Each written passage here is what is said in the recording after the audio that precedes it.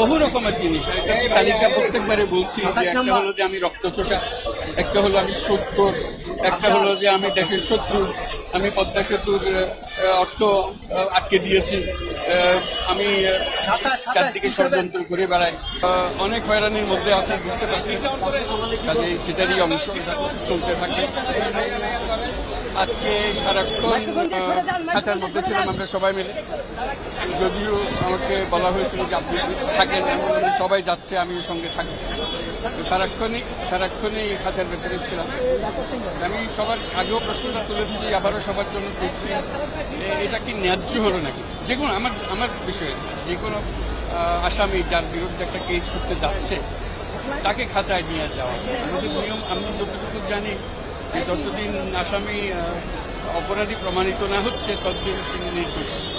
বিশ্বমানের থার্মিক্স রড, সালাম স্টিল থার্মিক্স, দেশের একমাত্র থার্মিক্স রড। নিরপরাধ তার নাগরিককে একটা লোহার খাঁচার ভেতরে দিয়ে দাঁড়িয়ে থাকতে হবে আদালত শুনানি চলাকালীন, এটা আমার কাছে অত্যন্ত অপমানজনক, অত্যন্ত গর্হিত কার্য।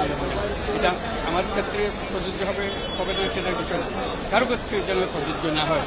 এই বিষয়ে সবাই মিলে একটু আওয়াজ তুলুন যে বিষয়টা পর্যালোচনা করা হোক। একটা সভ্য দেশে কেন এরকম হতে হবে? কেন একজন নাগরিক খাঁচার ভেতরে পশুর মতো দাঁড়িয়ে থাকতে হবে আদালতে শুনানি, যেখানে এখনো বিচার শুরুই হয়নি, যেখানে অপরাধ সাব্যস্ত হওয়ার কোনো সুযোগই হয়নি, এই নিরপরাধ একজন নাগরিককে কেন খাঁচার মতো? এই প্রশ্নটা তুললাম। এটা যারা আইনজ্ঞ আছেন, যারা বিচার ব্যবস্থার সঙ্গে জড়িত আছেন, তারা পর্যালোচনা করে দেখুন এটা রাখার দরকার আছে নাকি এটা সারা দুনিয়াতে যেভাবে সভ্য দেশে যেভাবে হয় আমরা সভ্য দেশের তালিকার মধ্যে অন্তর্ভুক্ত হতে পারি। এই কথা বলে আমার কথা শেষ করছি। আজকে কি হলো সেটার বিবরণ আমাদের যাবে। একটা হলো যে বলছে যে আমি কি বলে মানি লন্ডারিং, তারপরে আত্মসাৎ, প্রতারণা, এই শব্দগুলোর সঙ্গে আমার কি যুক্ত আছে আমি তো জানি না, এটা আমি শিখি নাই, কোনোদিন করি নাই কোনোদিন।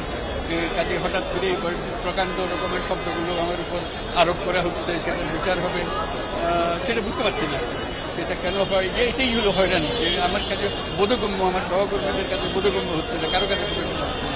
আমরা সারা জীবন তো মানুষের সেবাতে কাটিয়েছি, এই অর্থ আত্মসাৎ করার জন্য তো আমরা অর্থ নিজেদের অর্থ ব্যয় করে আমরা এসেছি, এটাই আমাদের ইতিহাস।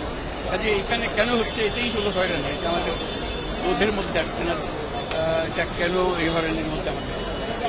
বহু রকমের জিনিস, একটা তালিকা প্রত্যেকবারে বলছি যে একটা হলো যে আমি রক্তচোষা, একটা হলো আমি সুদখোর, একটা হলো যে আমি দেশের শত্রু, আমি পদ্মা সেতুর অর্থ আটকে দিয়েছি, আমি চারদিকে ষড়যন্ত্র করে বেড়াই, এগুলো হলো হয়রানি, যে কথার কথা বলেই যাচ্ছে। এটা আমাকে জোর করে গ্রামীণ ব্যাংক দিয়ে বের করে দেওয়া হলো, এরকম প্রতি বছর নতুন নতুন কাহিনী রচনা হলো, এগুলো তো চলছেই, ক্রমাগতভাবে চলছে। এইটাই হয়রানি, আজকের হয়রানি না, ক্রমাগত হয়রানি।